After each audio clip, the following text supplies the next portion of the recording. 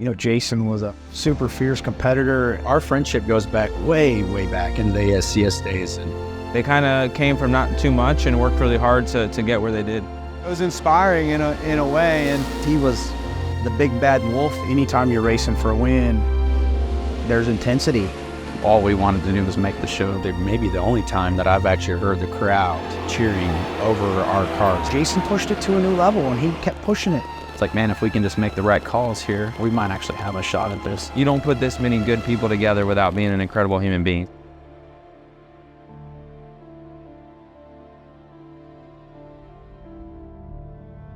Grew up racing with Jason, and obviously, working alongside him for many years. And, ever since we were both kids, it was kind of our dream to grow up and be involved in racing in some way. At one point I wanted to be a driver. I think at one point he was kind of okay being a mechanic. He worked for my dad for a little bit when I was younger, just getting started. He ran our mini sprint. Where was it? Granite City with me. Raced against me, they beat me at night. As time went on, obviously he had his opportunity to be a driver. In the 360 ranks, he was kind of the big bad wolf, so to say, and he was the guy that you had to beat every single night. Our friendship goes back way back in the ASCS days, and we had some really tough battles. I mean, on and off the racetrack. He was, one of the guys to be in ASCS back in the day, and they kind of came from not too much and worked really hard to get where they did. Our goal was to eventually get to the World of Outlaw Tour, be a full-time team, and try to win as many races as we could. And that opportunity came about in 2015.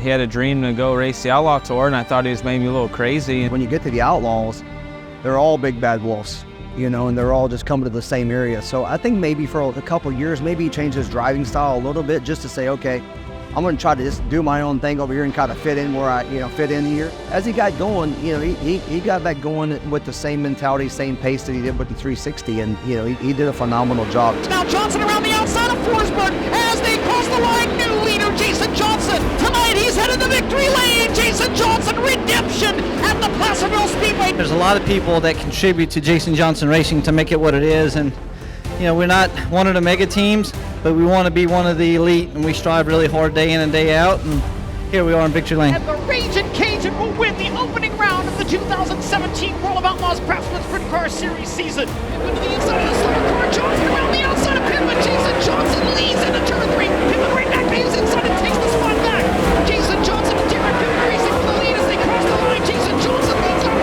15. It'll be the Ragin Cajun's 4th win of the season tonight at the Willamette Speedway. Phillips making the right calls, everybody's having a lot of fun, and when you get more consistent, it becomes funner and funner. You look toward the next event more and more, so this is a lot of fun. Jason Johnson gets the World of Outlaws Craftsman Sprint Car Series win tonight in Fargo. Opening night at Devil's Bowl goes to Jason Johnson, just barely. One of these nights you always imagine and you dream of. We said quick time, one a heat, one a dash, one a feature, and that's a first for me, so just hats off to this crew, Jeff, Jacob, Philip. They're working their tails off, and it's a lot of fun to drive right now. Obviously very particular about his team, a very clean guy, very organized. I say it today, if our stuff doesn't look as nice as it should, I'd say, hey, it doesn't look as good as Jason Johnson's team. He just always kept stuff primo. Even his yard, at one point he was very particular about his grass and loved the stripes and everything. Everything had to be perfect. Took care of his stuff, took care of the sponsors, and was a fierce competitor on the track too. It was just interesting to watch them when they first came out on the road, because we had just kind of started as well, and they were, trying to build a family operation up. He ran a family-owned operation, very similar to what we do. And I saw what he built his team up to over the years, so I respected that a lot. It was inspiring in a way, and as they grew, we grew, and it was just cool to kind of be, side by side in a family operation. Outside of racing, big family guy. Loved his family, loved Jax, very involved. We shared a t-shirt trailer with Bobby and Jason, and obviously the kids were together 24/7, really. And, that grew our friendship between myself and Jason and Jen and Bobby. And we had him out at the house one time, and Jason wanted to have a beer, and I was like, man, you gotta have a whiskey here. We can't be drinking this beer. And I got him to try it. And he didn't think it was all that bad. He was one of those friends that you enjoy talking to, you enjoy being around. You don't get to see him. The communication between, it could be a year or two before you see each other, but he was always that guy smiling, laughing, and a tough competitor. We've had a few moments, and we're not all guys that sit out there every night and converse with each other after the facts. We're fierce competitors, and there's the occasional time here and there, and that you get to do those things, or the opportunity arises to catch up and talk about a few things. There was many miles that we spent on the phone talking about life and not just race cars, but he just had a lot of great ideas, and the business side of him, he was pretty sharp. He was really sharp at running his race team. He had a good team around him of people, and but we shared a lot of great memories going up and down the road, and our kids had a great time together. But memories that we will definitely cherish for the rest of our lives. Even the little bit that I got to race as a driver, he was probably my biggest supporter. Would stay up with me late nights and help me get my car ready to go, and just an overall great guy. It's time to race.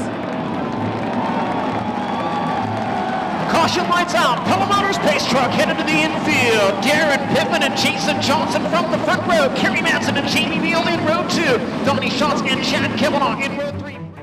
The biggest upset, I would say, probably in Knoxville Nationals history is him beating Donnie that year in 2016. I've been very fortunate to be a part of some great Knoxville Nationals, and that being one of the better ones. I think during that time, we had won a bunch of them in a row, and we won a lot of nationals. So I think you have people that you want to see a new winner. We went into that race kind of open-minded. We knew that we felt like we had the speed to at least make the show. And, had we made the show that year, that would have been a big check, for our accomplishments. But to roll in there and have the speed that we did right off the bat, we felt like, I felt pretty confident that we could run, at least top 10 Saturday night, considering everything went well. And to roll out the gate and have as much speed as we did, especially the first half of the race, I felt it's like, man, if we can just make the right calls here during the halfway point, we might actually have a shot at this. Behind the 1C, now he'll move by on the inside. Here comes Jason Johnson around the outside of Darren Pittman for second. He's got it at the fly stand. Pittman back to the inside in turn 1. Side by side for second. Johnson on the outside. Jason Johnson maintains the second spot. Now works to the outside of the slower car of Lucas Wolf. Donnie Schatz strong in traffic, splitting slower cars at the exit of turn 2. Donnie Schatz, Jason Johnson, Kerry Madsen, Darren Pittman, and Shane Stewart, your top 5. Jamie Veal, Kavanaugh, Sweet, Hotnet, and Kading now up into the top 10. Caution flag waves. This is our halfway break.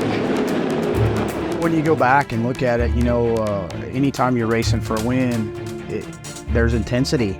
And when it's the Knoxville Nationals, it's even more intense. I'm not so sure he doesn't have something here for the car number 15. We're about to find out. Doug Clark waves the green flag off, turn forward, back underway, 25 to go. We ended up breaking a spark plug in the feature, and it killed my chances of winning that race. But to witness that whole battle was pretty amazing. It was honestly one of the few times, actually maybe the only time, that I've actually heard the crowd cheering over our cars. I could actually hear the crowd. So I knew things were either going well for Jason or going well for Donnie. I didn't know which one, but I knew that they were having an epic battle. Shane Stewart, here comes Jason Johnson around the outside on turn 4. Your race is for the lead.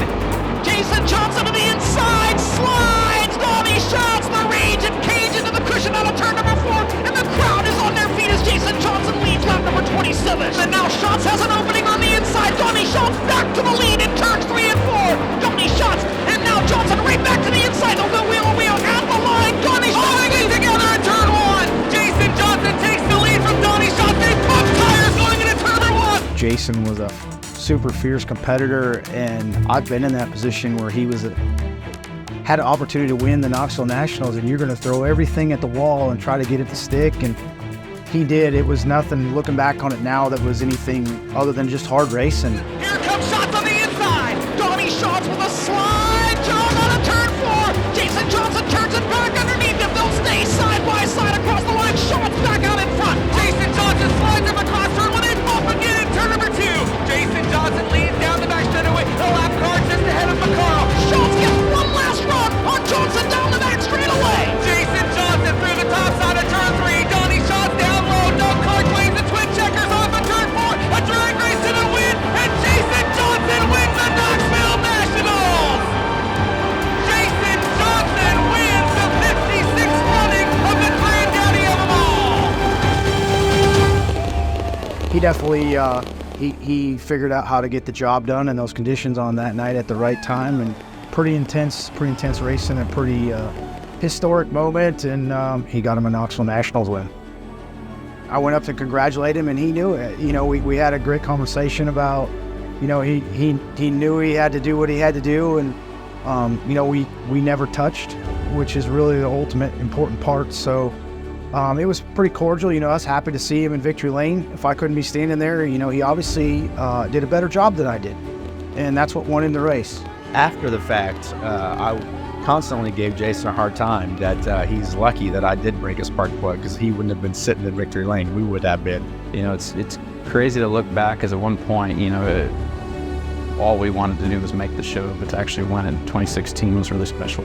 You know, I know what it's like. The first time you ever win something like that is I still remember the first time doing it, and it's one of them feelings that you would like to let everyone feel. To stand back and see the emotions of the people that were involved there, to get a Knoxville Nationals win. I know what it's like having done it for us, so when you see other people and you see the joy and the cheer in it, it's actually pretty awesome. I know it was a big win for Jason. It was something we talked about all the time, and it was cool to be a little small part of it.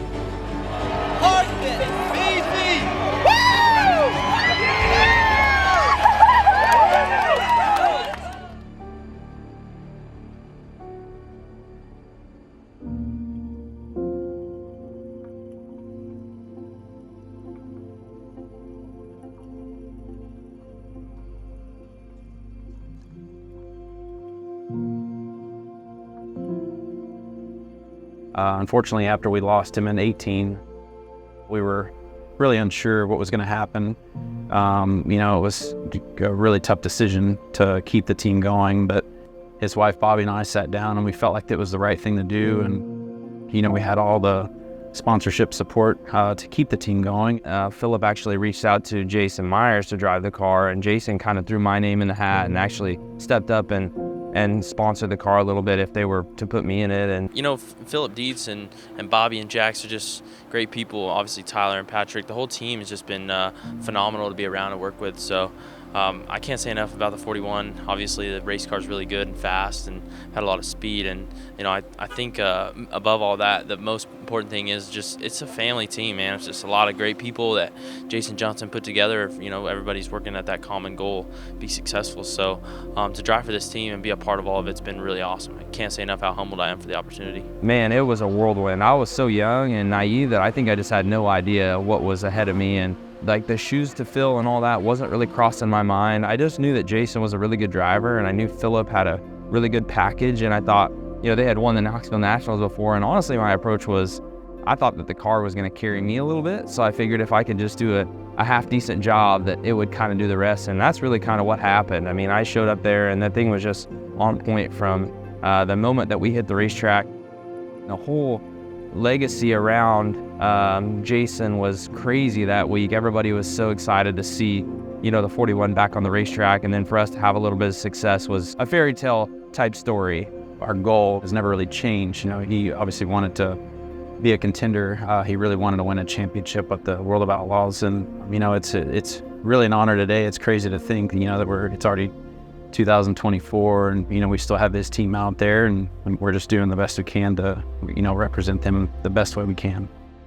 Almost every single sponsor that was involved in 2018 is still a part of this race team, and John and Wendy Sage and the Bolts family and Royal Jones with Mesilla Valley Transportation, and just so many great partners that have, you know, stepped up and kept this team exactly what it was and the image that Jason created, and Philip, and now obviously Philip and Brooks stepping up and doing a great job at owning this team and running it in the professional manner that Jason did. Philip and Carson have created a really strong team, and it's a team that is capable of winning each and every night. And as a traveling team, with the work involved, it's encouraging to go through the pit gate every night knowing that you have a shot to win, and that's just due to all the hard work that they put into the team. And definitely cool to see that the JJR brand is still alive and running well on the series. Bobby still being involved with Little Jacks and him being able to come to the races and be a part of it too is cool. It's something that has created memories for him for life, and we're happy to continue to do that. I just think it's really cool to kind of show people the passion that he had for the sport, the dedication that he had. I mean, there's no one else that I've ever met that was more passionate about sprint car racing and trying to be better night in, night out. I mean, it's really cool to keep this team going and kind of represent him and show, people, tell stories about, him as a driver and the person he was. And it's really cool to have an event in his name. Jason Johnson Racing wins the Jason Johnson Classic. David Gravel with the checkered flag at Lake Ozark. Let's do this for Jason's family, put a smile on their faces for tonight, and hopefully for the whole week coming up. So I just can't take Philip, Tyler, and Patrick. They just worked so hard, gave me a great race car, and Bobby wanted to keep this deal going, and just happy she did. It's encouraging to see what Bobby and them have done with his name and the race that continues to happen. And I know that everybody involved with his family continues to work hard at keeping his name alive. And, he was a huge impact to the sprint car world. That's primarily what the World of Outlaws was founded on. You bring the best people there, bring the best racers and the best drivers, and you let them race, and they keep elevating themselves. They keep elevating each other. And we were at that position for a while, and Jason pushed it to a new level, and he got us, kept pushing it. If Jason could call Phil today, he'd be very proud that Phil and Bobby and the whole team have kept his way he kept things and professionalism like he was here. And I think that's a huge compliment to their whole entire team of how Jason instilled the professionalism and the mindset, and ever since he's passed, they've continued that, and that's something they should be very, very proud of. It's unfortunate he's not still around. We wish he was still here, because I know the sport would be better having him here, and I guess it's just what the guy upstairs playing was. I mean, I'd hope he would tell us, you guys are doing a great job, but I'm sure he would come in and want to critique and maybe make a few changes, or obviously be very opinionated about certain things. But at the end of the day, I think he would be really proud of where our team is at today, and everyone that's involved with the team.